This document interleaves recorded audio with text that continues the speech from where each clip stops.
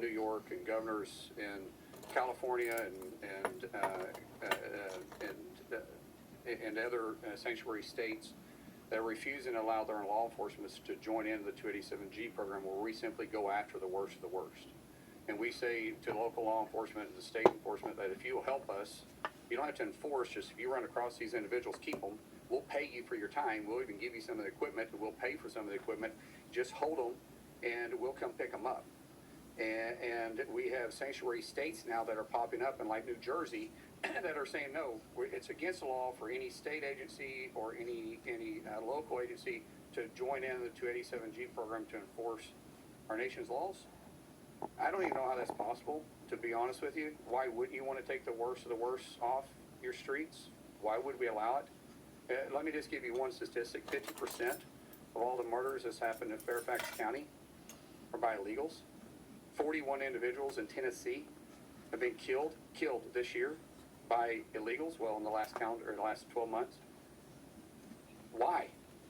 Why would any politician say that we wouldn't want to get those individuals off our streets? Why wouldn't they want to partner with DHS and the 287G program to help rid this type of activity out of our country and out of your communities? And I can't make sense of stupidity sometimes. We allow political theater to get in the way of actual law enforcement. And all we're saying is let's protect our streets. And let's make sure that our kids can go play in our yards, that you guys can go on a run in the mornings. You that live in Washington, D.C., you know what it was like 2 years ago? What's it like today? Can you go run streets? Can you go run the Capitol and feel safe? Could you have done that 18 months ago? No. And you know that. But because of President Trump's strong push for law enforcement, our communities and our cities are becoming safe again. Why wouldn't any elected official want the same in their backyard? Damn good Mayor question. Mamdani and sanctuary cities. How do you envision the operations from your department in New York or other sanctuary cities as compared to what happened in Minnesota or California prior to you? When you take somebody like Mamdani, who is just this radical socialist, that's anti-law enforcement, anti-police, it's shameful because NYPD is awesome. They're phenomenal to work with. They have the best crowd procedures. They have the best law enforcement agency. I'd put them up against just about any city around the country. And they have a pride about them of doing so. But you got a mayor that's not allowing them to do their job. And it's shameful. All these guys in the NYPD, they just want to go to work. They want to do something that they feel like they were called to do. And they're great at it. But they got a leader that's handcuffing them. And hopefully people in New York will wise up and get a true leader in there in a few years. Operations look different than Minnesota or California. Well, if we had partnership with NYPD, we could clean that city up in 30 days.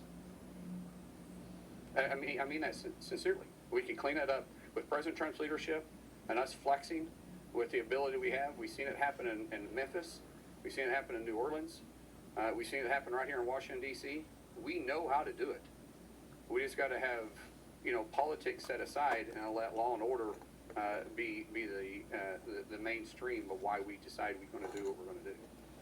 I have one on topic and then one off topic. You said you and the mayor don't get along, and you're expressing concern about some of the governors and sanctuary states that you call them. What are you willing to do to bridge that gap? I'll work with anybody that's wanting to work with us. When I got sworn into office, I said, I don't care if you got a blue state, blue city, red city. I don't care what it is. I'll work as hard to protect my backyard as I will to protect yours. I don't see color when we start talking about law enforcement. What I see is criminals, and we're going after them. We've reached out multiple times through this whole FIFA, and we can't even get past the first person at the desk. So I'd sit down and talk to him anytime. I don't really think we're going to get anywhere. I think President Trump tried that. And you see the way he treated President Trump. I mean, President Trump literally brought him into the Oval Office, let him stand beside him, try to actually give the olive branch and say, listen, we can set our political difference together, but President Trump loves New York City. He loves the Knicks, too, obviously.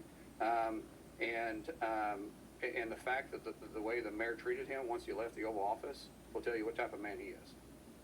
How many of these, Mr. Attorney General. 81,000 that you've got identified there, how many of those have criminal cases that you're trying to pursue? I'll let our Attorney General answer that. What was the question about? How many are? 1,000 addresses. How many do you know have committed crimes? People there have committed crimes? I don't have the numbers in front of me, but just, it's not as, the point of that number isn't that there are 81,000 criminals. It's just a sheer number. So some of them, it might make sense why there's 3 unaccompanied minors that are not related in one house. Maybe, depending on the circumstance. So it's not that every single one is a crime, but when you heard what the work that is being done, it's as simple as a site visit or as simple as a forms check to make sure that everything's in order. So for some of those 81,000, yes, I'm sure it's fine. For some of them, there are horrible crimes being committed. And so we announced a couple charges today. Tyson talked about ongoing cases that I think, joint that we're working on. It is a big priority in every U.S. Attorney's office. And so I think that I expect you'll continue to see the results of that. All right, thanks a lot, everybody. I appreciate it. Thank you. Thank you. Sir, are you seeing any evidence of election fraud in California?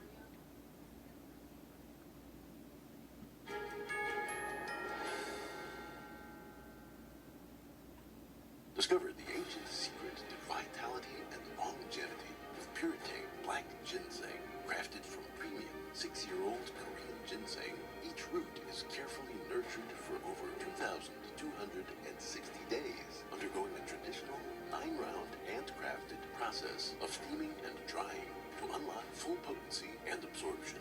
Experience pure, natural energy with Puretane Black Ginseng. Order now at puretane.com. Shenyun Creations, the streaming platform from Shenyun, featuring world-class dance. Deserved, but God is a God of justice. Now their grandson and their grandchildren are receiving what belonged to them. You too had family members that honored God. You may not have ever met them, but you had people that stored up mercy, favor, honor, increase. It's been accruing in your account. Now, our attitude should be, Lord, I'm not for you, that you're releasing everything that belongs to my family. $1 million by falsely claiming to serve meals to children during the COVID pandemic. The case is tied to the Feeding Our Future fraud scheme, one of the largest pandemic-related fraud investigations in the country. Federal officials say Eric had been living overseas before returning to the U.S., and he surrendered at the Minneapolis-St. Paul International Airport. On Capitol Hill, members of Congress pressed school superintendents from Chicago, Loudoun County, Virginia, and San Francisco on their controversial transgender policies. Lawmakers accusing the schools of pushing radical gender ideology on young children and keeping it from their parents. NTD's Washington correspondent Jack Bradley has the details on yesterday's hearing. You have your doctorates, and you are asserting that it is possible for a person to change his or her gender to the opposite gender. I find that appalling. Lawmakers on the Education and Workforce Committee exposing transgender policies in public schools and whether parents are being kept informed when their children adopt different names, pronouns, or gender at school. Republicans on the committee arguing schools are increasingly putting ideology ahead of education, while Democrats and those school superintendents present at the committee say that they create an inclusive environment. Promoting an environment of equity and decency is where everyone is expected and treated with dignity and harms no one. Even if that means exposing children to gender ideology, that's frankly very new to the school systems, especially at young ages. Is it appropriate for biological boys to sleep in the same room as biological girls? That would be considered on a case-by-case basis. It's appropriate and lawful for transgender students to be able to be treated as their consistently identified gender. Do you believe that biological men should be allowed in locker rooms with biologic women. Transgender women should be allowed in women's spaces. These people are and sick. teach a curriculum like Drag Queen Story Hour, in which a man dresses up as a drag queen and reads stories to children. At what age do you think students should be exposed to Drag Queen Story Hour? I am really proud to be the superintendent of San Francisco Unified School District. At what age are students prepared for Drag Queen Story Hour? Well, we welcome all 49,000 students as they are. We support our students. We work really hard. At what age do you think it's appropriate for Drag Queen Story Hour for your students? We follow state and federal laws. Republicans You also don't raised follow concerns federal about law. teachers being pressured to violate use their laws. students' preferred pronouns and other gender ideology or face They are retribution. sick Radical gender people. policies can force teachers to violate their conscience and deny their faith in order to keep their job. The larger issue here is whether schools are replacing parents as the primary decision makers in their children's lives. Jack Bradley, NTD News, Washington. Thank you, Jack.